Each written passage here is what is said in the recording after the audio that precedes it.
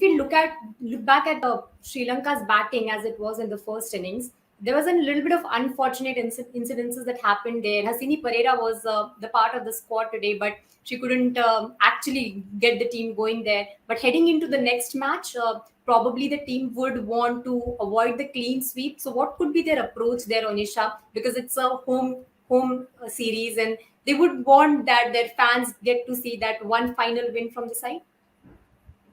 The anatomy of their batting innings in the two games would throw up things like how contrasting their approaches were in the two power plays. They scored only 25 runs for the loss of one wicket in the first game, and here they were scoring 37 runs. And after that, they completely squandered the momentum that they had gotten for themselves. So that's something that even Chamari Atapattu spoke of at the post-match interview, saying that they did not make the most of the start in the final 6 overs, which is where they lost the plot, so to speak. And it seemed as though all the batters were in a hurry to up the scoring rate, given they knew at the back of their mind that they had a great foundation to capitalize on. I think that played on their minds far too much for their liking, and they ended up watching it all up for themselves. So going into the third game, I'm pretty sure they have ticked that box of being able to find some fluency early on from their openers, from their top three in the power play, which is what Vishmi Gunaratne and Chamari Athapattu were able to do through their 87-run opening stand, the highest opening stand for Sri Lanka in T20I. So that speaks to the kind of amends that they have been able to make in that department. But now it comes down to how they are able to accelerate in the latter part of the innings, because you can't expect Chamari Athapattu to be playing all 20 overs unless it's that kind of a day for her.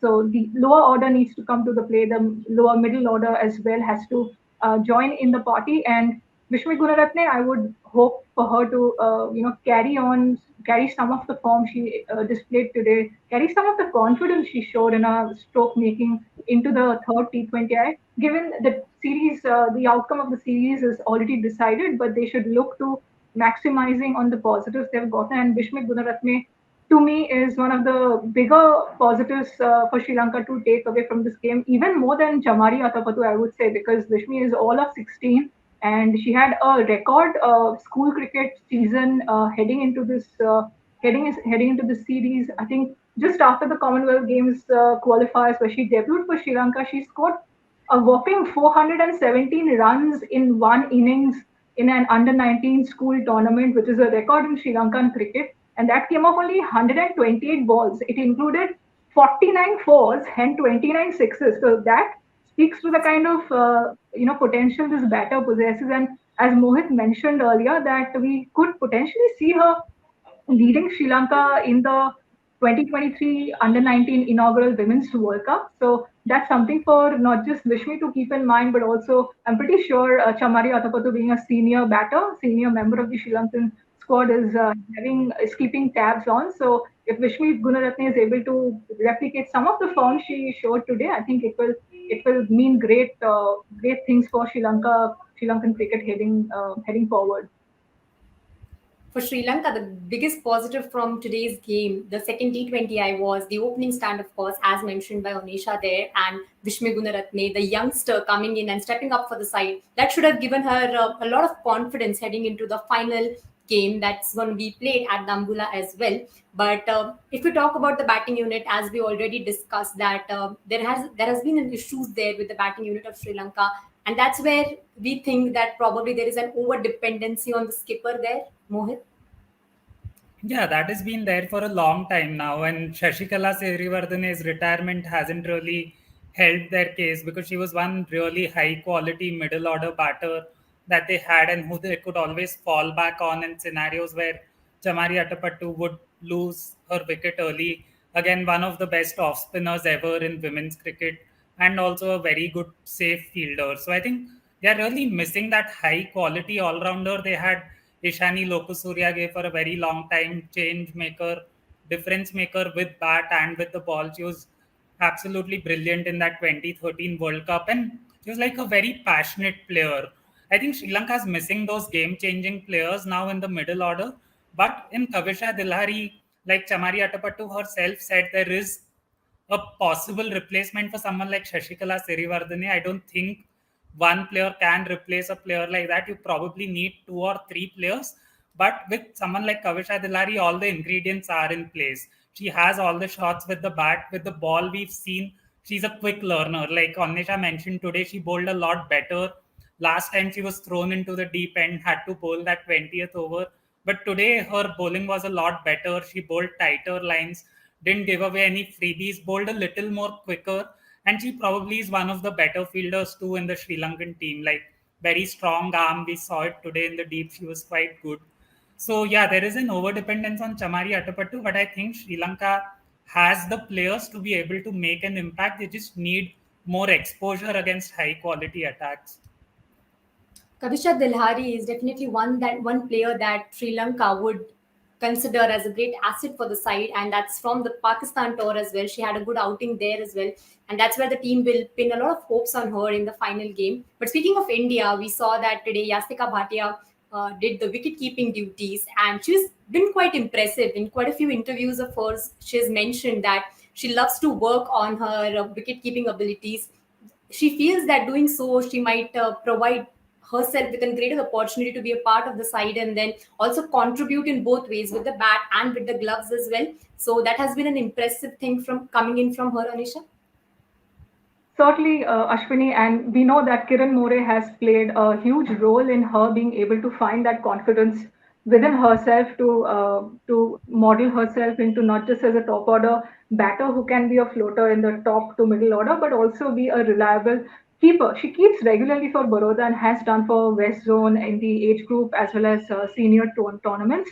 And with her being able to keep wickets at the international level, to it just gives more adds more versatility to India's lineup, and it doesn't make them so reliable as they were on say a Tanya Bhatia before Richa Ghosh came in.